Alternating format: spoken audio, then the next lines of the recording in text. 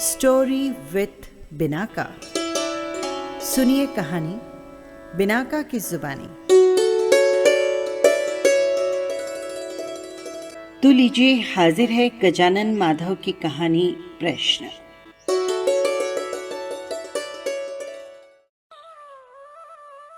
एक लड़का भाग रहा है। उसके तन पर केवल एक कुर्ता है और एक धोती मैली सी। वो गली में भाग रहा है, मानो हजारों आदमी उसके पीछे लगे हों। भाले लेकर, लाठे लेकर, बर्छियां लेकर वो हाँफ रहा है, मानो लड़ते हुए हार रहा हो। वो घर भागना चाहता है, आश्रय के लिए नहीं, छिपने के लिए नहीं, पर उत्तर के लिए, एक प्रश्न के उत्तर के लिए, एक सवाल के जवाब के लिए, एक संतोष के लिए। गली से दौड़ते दौड़ते उसका पेट दुखने लगता है, अंतड़ियां दुखने लगती है, चेहरा लाल हो जाता है। वो पीछे देखता है, उसका पीछा करने वाला कोई भी तो नहीं है। गली सुनसान पड़ी है। हलवाई की दुकान पर लाल लाल मक्खियां भिनभिना रही हैं। बीड़ी पीने वाला चुपचाप बीड़ी बनाता चला जा रहा है। और ऐसी दोपहर में यहाँ अंधेरा है। पर ऐसा कौन था जो उसका पीछा कर रहा है? वो देखता है, हजारों प्रश्न लाल बर्रे से उसके हृदय के अंधकार मार्ग पर वेग के कारण सूं करते उसका बराबर पीछा कर रहे हैं। उसको पकड़ना चाहते हैं, मार डालना चाहते हैं। वो दौड़ते दौड़ते ठहर जाता है और धीरे धीरे चलने लगता है। और मानो वे हजारों प्रश्न अपने करोड़ों ही डंकों को लेकर उसके आसपास मंडराने लगते हैं। वे उसको व्याकुल कर देते हैं और वो निसहाय सा उसमें घिर जाता है और निकल नहीं पाता। परंतु फिर भी एक उद्धार का रास्ता है, एक स्थान है जहां वो निश्चित आश्रय पा सकता है। परंतु क्या वो मिल सकेगा? उफ, कितनी घृणा, कितनी शर्म। इससे तो मर जाना ही अच्छा। जबकि आधारशिला डूब रही हो, मूल स्रोत ही सूख रहा हो। वो है तो सब कुछ है, नहीं तो कुछ भी नहीं, कुछ भी नहीं। हाय माँ, वो चिल्ला उठता है। परंतु वो अपनी माँ को नहीं पुकारता। वो विश्वात्मक मातृ शक्ति को पुकारता है कि वो आए और उसे बचाए। वो कर क्या सकता है? वो अपने आंचल से उसे न हटाए। हाय, परंतु क्या मेरा ये भी भाग्य है? तो फिर मुझे माता दी ही क्यों? वो मर। और वो अपनी जुबान काट लेता है। सोचता है शायद वो गलत हो। जो कुछ सुना है, जो कुछ सुनता आ रहा है, वो भी गलत हो। सब कुछ गलत हो सकता है, जैसे सब कुछ सही हो सकता है। भाग्य की ही परीक्षा है, तो फिर यही सही। और उस लड़के को याद आ गया कि किस तरह स्कूल के लड़के उसे छेड़ते हैं, उसे तंग करते हैं। वो उनसे लड़ता है, मार खा लेता है। उसके मित्र भी उसे बेईमान समझने लगे हैं, क्योंकि वो तो ऐसी माता का सुपुत्र है। वे विषपूर्ण ताने कसते हैं, व्यंग भरी मुस्कान मुस्कुराते हैं। क्या वे जो कुछ कहते हैं सच हैं? क्या काका और मेरी माँ का छी छी छी छी, थु थु थु। और वो 13 बरस का लड़का रास्ते चलते चलते घृणा और लज्जा की आग में जल जाता है।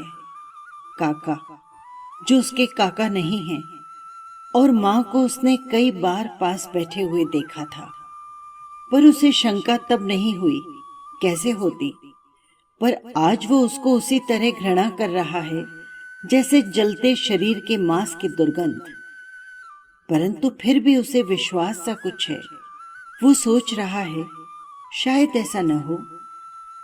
और वो लड़का अति व्याकुल होकर अपने पैर बढ़ा लेता है, अंधेरी गलियों में से होता हुआ अपने भाग्य की परीक्षा करने के लिए चल पड़ता है। जब वो घर की देहरी पर थमा तो पाया कि माँ सो रही है। एक बोरे पर सुशीला सोई हुई थी। सिर के पास ही लुढ़क कर गिर पड़ी थी कोई पुस्तक। शांत सुकोमल मुख, निद्रामग्न था। आंखें मुंदी हुई थी, जिन पर कमल वार दिए जा सकते हैं। चेहरे पर कोमलतापूर्ण स्निग्ध माधुर्य के शांत निर्मल चांदनी की प्रसन्नता के समान दिखलाई देता था। अस्त व्यस्तता के कारण गोरा पतला पेट खुला दिखलाई देता था और वो उसी तरह पवित्र सुंदर मालूम होता था जैसे दो सघन श्यामल बादलों के बीच प्रकाशमान चंद्र पैर उघाड़े फैले हुए थे। मुक्त, जैसे जंगल में कभी कभी बदली के लाल फूल वृक्ष की मर्यादा छोड़कर टेढ़े मेढ़े रास्ते से होते हुए हरी घास के ऊपर अपने को ऊंचा कर देते हैं, फैला देते हैं। ऐसी ही सुशीला गरिमा और स्त्री सुलभ कोमलता से पूर्ण सोई हुई थी। उसके भाल पर सौभाग्य कुमकुम नहीं था। उसके स्थान पर गुदा हुआ एक छोटा सा नीला दाग जरूर दिखलाई देता था और वो अपने कमनीय तारुण्य में वैधव्य लिए हुए उसी तरह दिखलाई देती थी जैसे विस्तृत रेगिस्तान में फैली हुई ठिठुरते हुए शीतकाल में पूर्णिमा की चांदनी। लड़के ने मां को देखा कि ये वही पेट है, ये वही गोद है। उसके स्नेह माधुर्य की उष्णता कितनी स्पृहणीय है। और वो प्रश्न अधिक कटु होकर, दाहक होकर, दुर्मम होकर उसे बाध्य करने लगा। वो अपनी प्रेममयी माता से घृणा करे या प्रेम करे? ये प्यार भरी गोद, ये गरम गरम स्नेह भरा पेट जिसमें वो 9 महीने रहा, क्या उससे घृणा करनी ही पड़ेगी? पर उफ, यदि उसको संतोष हो जाए कि माँ ऐसी नहीं है, कि वो पवित्र है, यदि वो स्वयं इतना कह दे कि कहने वाले लोग गलत हैं, हाँ वे गलत कहते हैं, तो उसे संतोष हो जाएगा। वो जी जाएगा अपनी प्यारी प्यारी माँ। और वो 1-2 मिनट वो वैसे ही खड़ा रहा और फिर वो उसके पास गया और उसके पेट पर सिर रख दिया। न जाने कहां से उसकी रुलाई आने लगी और वो रोने लगा। लोगों के किए हुए अपमान, व्यंग का दुख बहने लगा। पर वो तब तक ही था जब तक मां सो रही थी। वो चाहता था कि मां सोई ही रहे, तब तक वो उस गोद को अपनी गोद समझ सके जिस गोद में उसने आश्रय पाया है। लड़के के गर्म आंसुओं का स्पर्श पाते ही सुशीला जाग उठी। देखा तो नरेंद्र गोद में रो रहा था। उसे आश्चर्य हुआ, स्नेह भर आया। उसको पुचकारा और पूछा, क्यों? स्कूल से इतनी जल्दी कैसे आई? अभी तो 2:30 भी नहीं बजा है। जैसे ही मां जगी, नरेंद्र का रोना थम गया। न जाने कहां से उसके हृदय में कठोरता आई, जैसे पानी में से शिला ऊपर उठाई हो, और भयानक दाहक प्रश्नमयी ज्वाला उसके मन में सुलगने लगी। सुशीला ने नरेंद्र के गालों पर हल्की थप्पड़ जमाते हुए कहा, बोलो ना। और नरेंद्र गुमसुम, उसके गाल न जाने किस शर्म से लाल हो रहे थे, आंखें जल रही थी। नरेंद्र मां की गोद में पड़ा था, पर उसका उसे अनुभव नहीं हो रहा था। मां, उसने कठोर कांपते सकुचाते हुए पूछा। सुशीला शंकातुर हो उठी। क्या? सच कहोगी? उसने दृढ़ स्वर में पूछा। सुशीला ने अधिक उद्विग्न होकर कहा, क्या है? जल्दी बोल। नरेंद्र ने धीरे धीरे उसकी गोद में से अपना लाल मुंह निकाला और मां की ओर देखा। उसका वही कुछ उद्विग्न पर स्मितमय सुकोमल चेहरा, मानो वो अमृत वर्षा कर रही हो। आशा का ज्वार उमड़ने लगा। तो वो मेरी माता ही रहेगी। उसने फिर कहा, सच कहोगी? सचमुच? हाँ रे मां, क्या तुम पवित्र हो? तुम पवित्र हो ना? सुशीला को कुछ समझ में नहीं आया। वो बोली, मतलब? नरेंद्र ने विचित्र दृष्टि से देखा और सुशीला का आकलनशील मुख स्तब्ध हो गया, निर्विकार हो गया, गट्ठर हो गया। उसकी जांघ जिस पर नरेंद्र पड़ा हुआ था, वो सुन्न पड़ गई। उसे मालूम ही नहीं हुआ कि कोई वजनदार वस्तु नरेंद्र नाम की उसकी गोद में पड़ी है। उसने नरेंद्र को एक और खिसका दिया और चुपचाप आंखों में हिम्मत लेकर उठी, जैसे दीवार पर छाया उठती हुई दिखती है, जिसकी अपनी कोई गति नहीं, जिसके हृदय में एक तूफान, जीवन का एक आवेग उठ खड़ा हुआ। मानो वो वेगवान बवंडर जिसमें धूल, कचरा, कागज, पत्ते, कंकर, कांटे सब छूट पड़ते हैं, और वो उसी प्रवाह से शासित होकर उठ खड़ी हुई और चली गई अंदर, घर के अंदर। मानो खूब धूप में पानी के ऊपर से उठता हुआ वाष्प पुष्प लहराकर आसमान में खो जाता है। नरेंद्र की नैया मानो इस महासागर में डूब गई। उसके जहाज के टुकड़े टुकड़े हो गए उसी के सामने।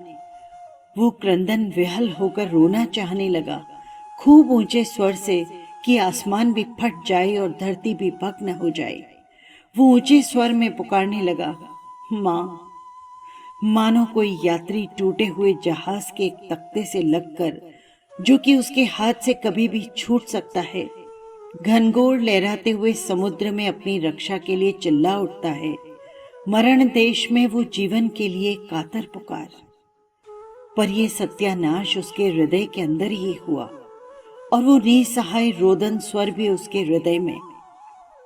बाहर से वो फटी हुई आंखों से संसार को देख रहा था। क्या ये उसके प्रश्न का जवाब था? वो सिपट गया, ठिठुर गया, जैसे संसार में उसे स्थान नहीं है, और एक कोने में मुंह ढांप कर वो सिसकने लगा। सुशीला अंदर चली गई। जहां सामान रखा था वहां बैठ गई एक डिब्बे पर। कमरे में सब दूर शांत अंधकार था। अरे, ये लड़का क्या पूछ बैठा? कौन से पुराने घाव की अधूरी चमड़ी उसने खींच ली? वो क्या जवाब दे, जबकि वो स्वयं ही प्रश्न लाई है। यही तो है जिसका जवाब वो चाहती है दुनिया से, सबसे। और सुशीला की आंखों के सामने एक पुरानी तस्वीर खिंचाई। तब नरेंद्र का जन्म हुआ था एक गांव में। एक अंधेरा कमरा, जिसको सावधानी से बंद कर दिया गया था चारों ओर से, ताकि हवा न आ सके। सुशीला खाट पर शिथिल पड़ी थी। तब वो 16 बरस की थी, और पास ही शिशु नरेंद्र, और वे दरवाजे के सामने खड़े थे। हाँ, वे, जिनकी घुंघराली मूछों में मुस्कान समा नहीं रही थी। वे प्रसन्न थे। वे 40 वर्ष पार कर रहे थे तो क्या हुआ? वे बड़े प्रेम से सुशीला से बरतते थे। बहुत हृदय से उन्होंने सुशीला के स्त्रीत्व को संभाला, उस पर अपना आरोप नहीं होने दिया। एक समय की बात है कि वे बहुत खुश थे, न जाने क्यों। वे बिस्तर पर लेटे हुए थे। नरेंद्र पास ही खेल रहा था। सुशीला उनके पास बैठी हुई थी। तब एकाएक न जाने किस भावनावश दुखी होते हुए उन्होंने कहा, सुशी, मैंने तुम्हें बहुत दुख दिया है ना? और वे यथार्थ दुख से दुखी मालूम हुए। क्यों? क्या हुआ? मैं तुमको सुख नहीं दे सका ना? ऐसा मत कहो। नहीं सुशीले, मैं अपने को धोखा नहीं दे सकता। मैंने तुम्हारे प्रति बहुत बड़ा अपराध किया है। क्या हो गया है आज तुम्हें? तुम ऐसा मत कहो। देखो, नहीं तो मैं रूठ जाऊंगी। और सुशीला हंस पड़ी थी, लेकिन वे नहीं हंसे। वे कहते थे, मुझे तुमसे विवाह नहीं करना चाहिए था। तुमको एक सलोना युवक चाहिए था, जिसके साथ तुम खेल सकती, कूद सकती।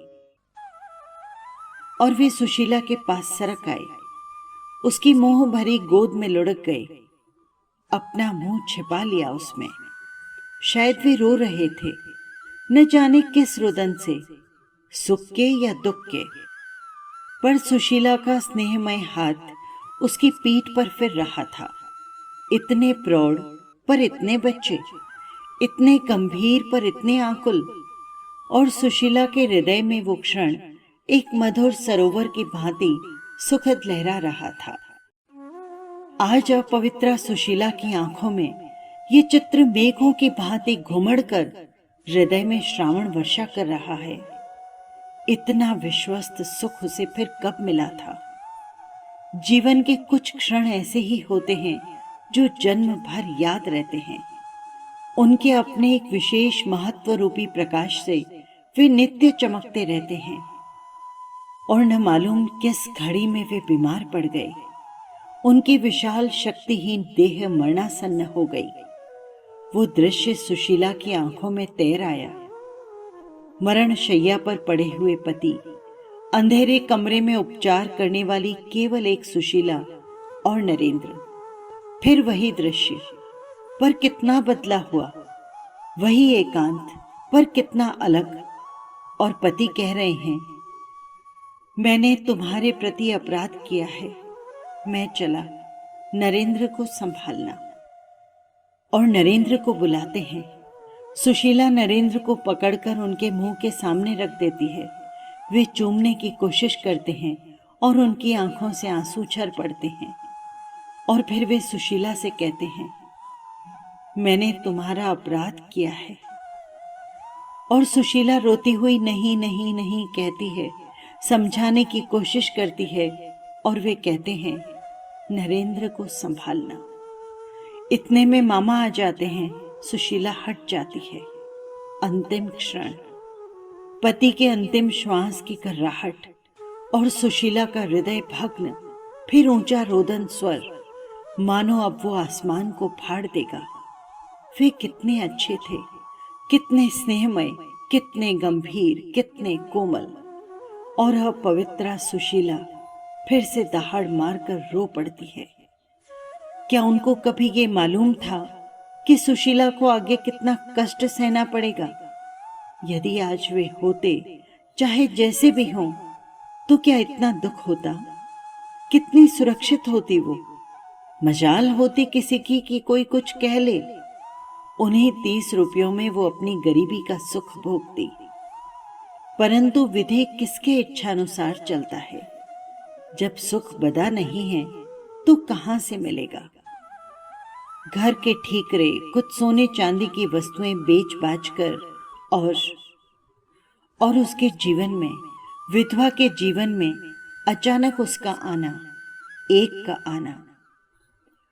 और रोती हुई सुशीला के सामने दूसरा दृश्य उभर आता है। दोपहर, नरेंद्र 7 वर्ष का है। वो एक का स्वेटर बुन रही है जिसके उसे 4 रुपए मिलेंगे। सारा ध्यान उसकी एक एक सीवन में लगा है। बाहर दोपहरी है, भयानक। उस समय नरेंद्र आता है, कहता है, माँ, काका आए हैं। काका पड़ोस में रहते हैं, एक तरुण हैं, अर्ध शिक्षित हैं, और वो खेलने चला जाता है। वे आते हैं, अत्यंत नम्र, शालीन। क्यों? कुछ मालूम नहीं है। शायद वे उसके स्वर्गीय पति के कोई लगते हैं। पर जब वे चले जाते हैं तो उसका हृदय भी सहानुभूति से आर्द्र हो जाता है। उसकी मानवतामय उदारता उसके हृदय को छू जाती है।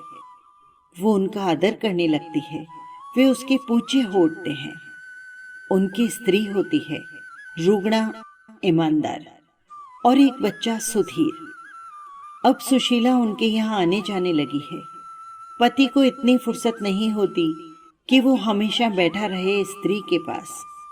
सुशीला उनकी सेवा करती है। नरेंद्र सुधीर के साथ खेलता है। ऐसे भी दिन थे, बहुत अच्छे दिन थे, निकल गए, निकल जाने वाले थे। और वो समय आया जहां जीवन की सड़क बल खाकर घूम गई और वहां एक मील का पत्थर लग गया कि जीवन अब यहां तक आ गया है। वो मील का पत्थर था काका की स्त्री का मरना।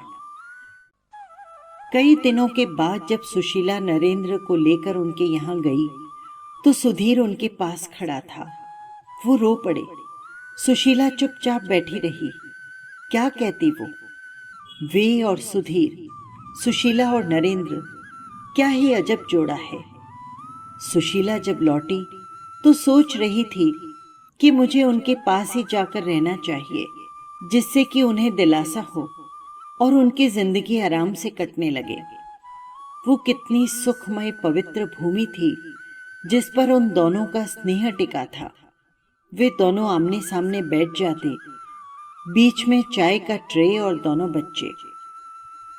वे कब एक दूसरे की बाहों में आ गए, इनका स्वयं उनको पता नहीं चला। भले ही वे अलग अलग रहते हों, पर वे एक दूसरे के सुख दुख में कितने अधिक साथी थे। और अब पवित्रा सुशीला सोच रही है अपने अंधेरे कमरे में कि उन्होंने मेरे जीवन की दोपहर में अपनी सहानुभूति का गीलापन दिया, फिर प्रेम दिया। मैं भीग उठी, उनसे प्रेम किया और न जाने कब तन भी सौंप दिया। उन दोनों का घर एक हो गया। और एक रात दोनों बच्चे सो रहे थे, वो उनके लिए जाग रही थी। उसकी आंखों में नींद नहीं लगती थी। वे आ गए अपने सारे तारुण्य में मस्त।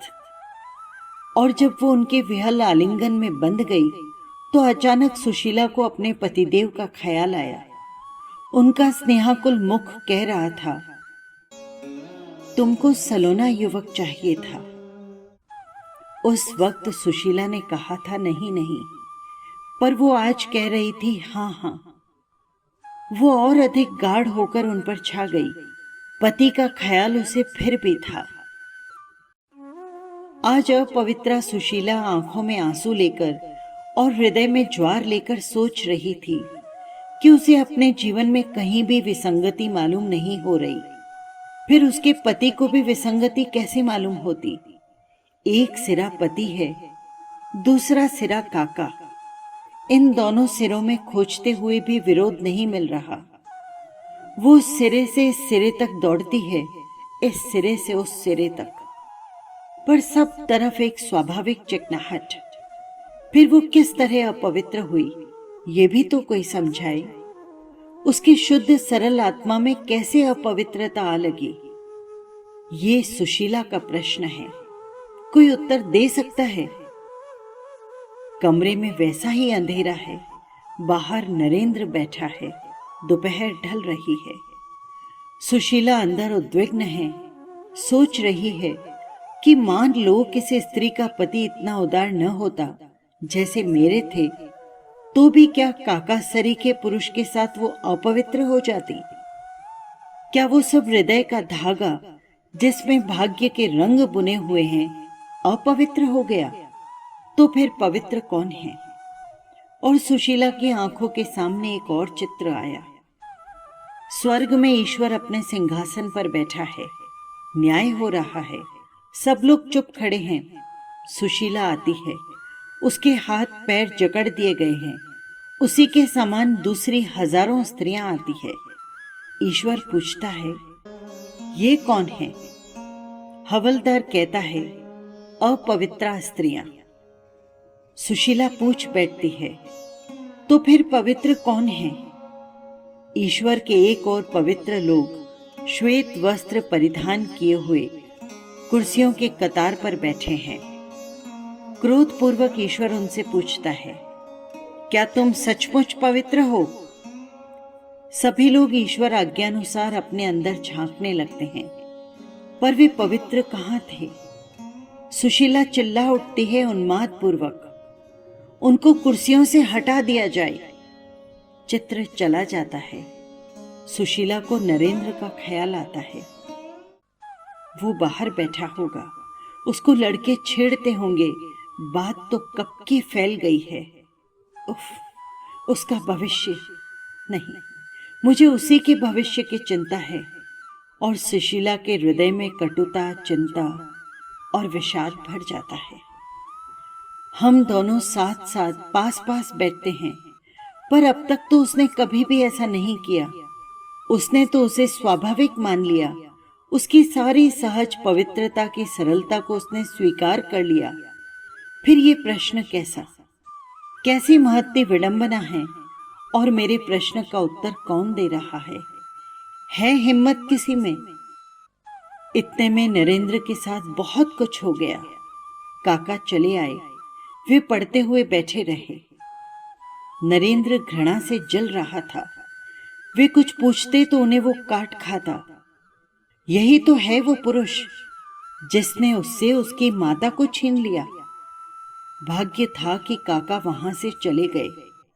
नरेंद्र सोच रहा था कि वो उन्हें मार डालेगा, पर वो चले गए तो आत्महत्या करने की सोचने लगा।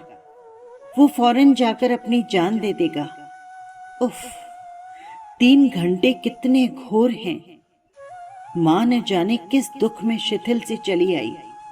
उसका चेहरा तप्त था, हृदय जल रहा था, पर उसमें आंसुओं की बाढ़ आ रही थी।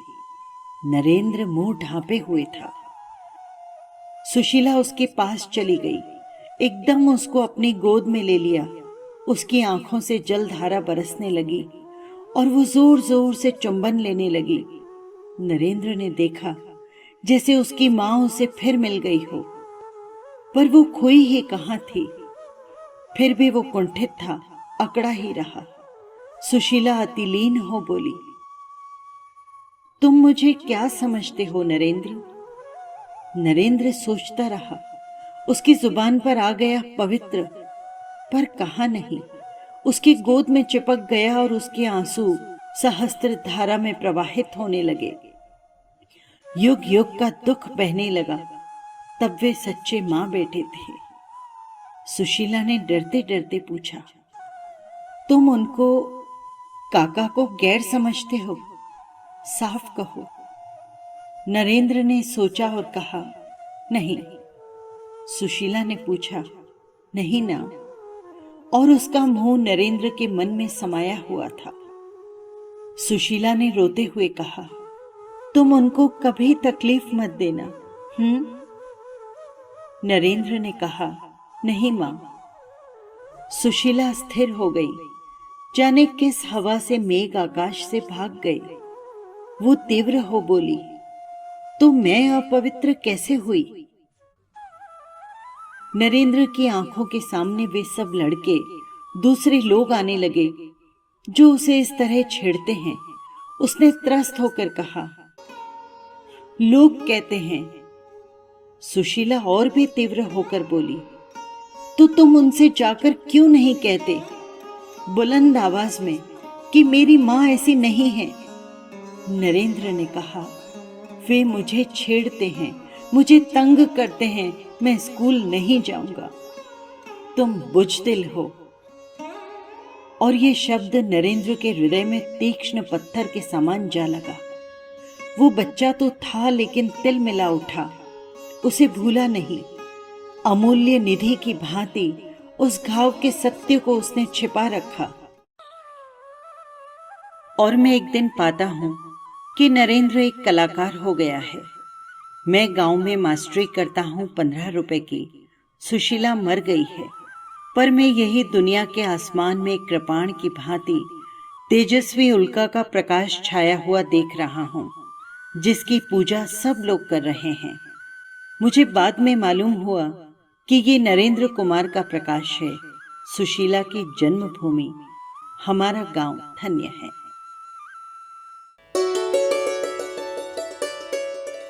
बस यही थी कहानी। आपको कैसी लगी कमेंट बॉक्स में जरूर लिखिएगा। और हाँ, यदि आपने चैनल को सब्सक्राइब नहीं किया है तो कर लीजिएगा। फिर मिलेंगे किसी नई कहानी के साथ। नमस्कार।